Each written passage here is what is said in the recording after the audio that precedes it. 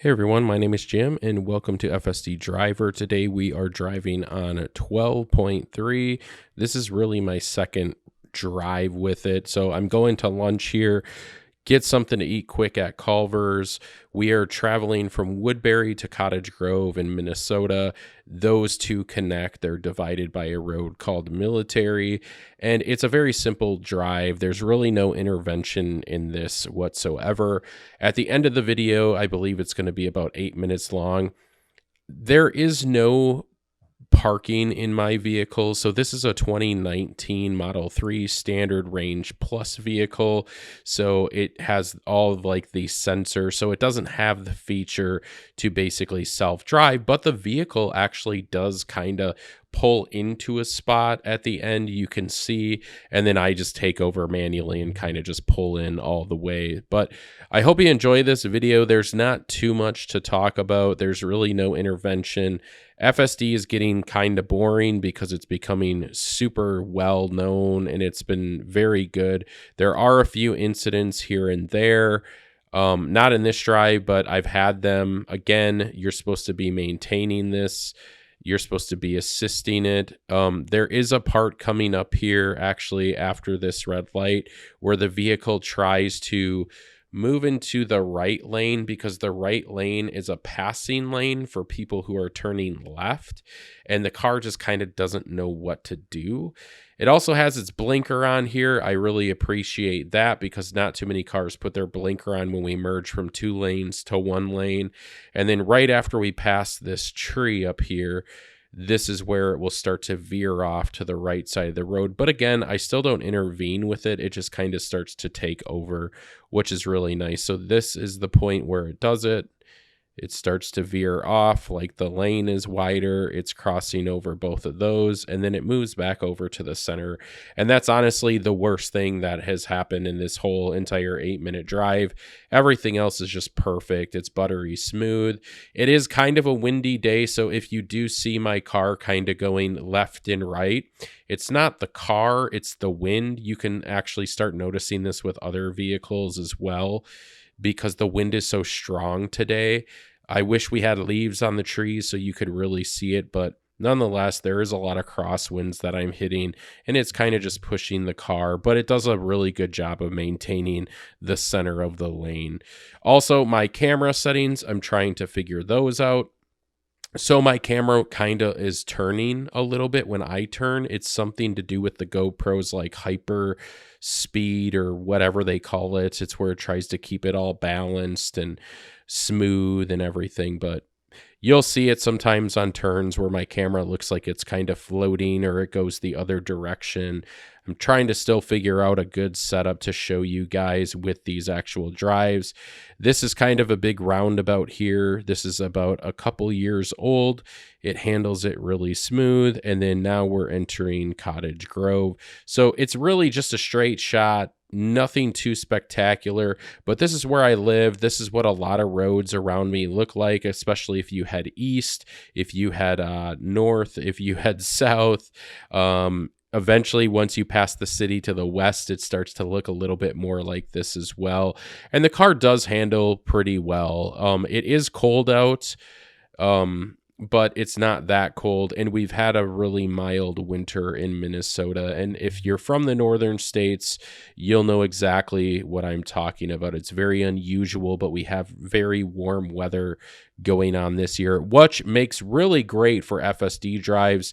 Now, I do have another video in my channel that I'll be posting, and it's when we got hit with a blizzard just a few days after I filmed this video, and FSD is kind of scary in the wintertime. I don't suggest using it, but nonetheless, this is basically the smoothest ride that I've ever had. This is really my second drive where I've actually gone somewhere a little bit further.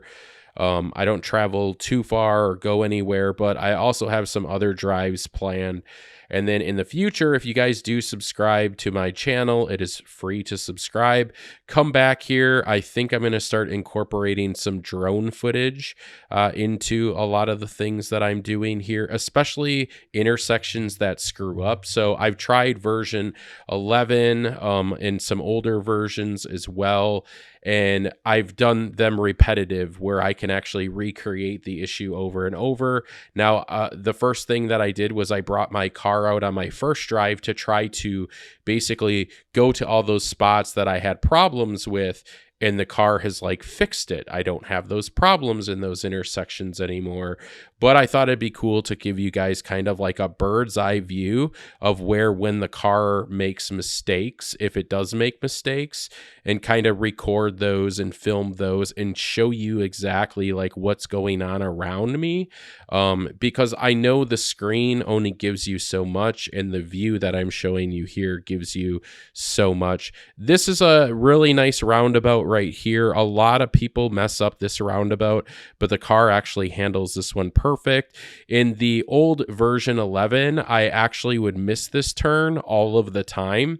What it would do is, even though it was turning right, the car would basically act like it was turning right. It would get to the second part and then it would go straight, and it would just take longer. You just have to go down further and then cut over another street. And this actually handled it really well. So that was one of the incidents that I kept having in version 11, is it didn't really handle that roundabout. There's also another roundabout by my home where for some reason, I think this is a geo mapping issue, but it always tries to turn you on the road before the actual turn. And it's not just the car. I've noticed that like even in a Garmin GPS and stuff, it's like they've mapped that road incorrectly. And the road isn't new or anything. Both of these roads have been around forever. But for some reason, yes, it just doesn't know how to do it. But lo and behold, I tried it on my first drive, and it actually took the turn it was supposed to, and it put its blinker on after it essentially went through that one drive. Handles the turn here perfectly, waits for this truck. He has the right of way. Obviously, he was still coming down the hill. As a human driver, yeah, I probably would have went. But on this one, I mean, the car's driving itself. It's doing perfect. And then this guy ends up turning off anyways. And yeah, the car just handles super well. Now, a couple other things that I noticed in other drives while we just wait for this video to end is I noticed that the car still struggles quite a bit when there's emergency vehicles on the side of the road or when somebody pulls over on the side of the road. So I still think that's something that could get used or get fixed essentially. Like they need to start doing that, where if they see flashing lights on the right side of the road in the shoulder, the car should actually kind of gradually slow down or speed up and move into the left lane. And vice versa. Not too many people in my state pull people over on the left lane. They always pull them over on the right, but it still is scary because cops basically have to get out of their vehicle. And if you have traffic going 60, 70 miles an hour on the side of them, it could be kind of dangerous. So basically, this is it. I'm going to leave you guys here. This is the end of my drive. We are just getting to this Culver's. And again, zero intervention. This is really cool. I can't wait for the future. Robo-taxis are definitely going to be something that is really cool, because how cool would it be to just like click a button on my phone, basically have a car pick me up outside my house, take me to a store or some location, even if it's 5 miles away. It's going to be very affordable. It will get me to where I need to go. Nobody needs to wait on me. And then I just summon another one and it just basically brings me back home. So it's really, really powerful, this version, compared to the other versions that I've tried. And it actually hands this construction that's going on here beautifully as well, because I thought it was going to turn me into the construction. But it doesn't. It just keeps taking me through this parking lot, and then it turns me into a parking spot. Even though I think this parking spot, like I said at the start of the video, I think this is a little glitchy. But one thing I did want to mention is geolocation for businesses. are going to change. Like, people are going to have to start putting geolocations exactly where their front door is or parking lot. Anyways, thanks for watching. Have a good one. Peace.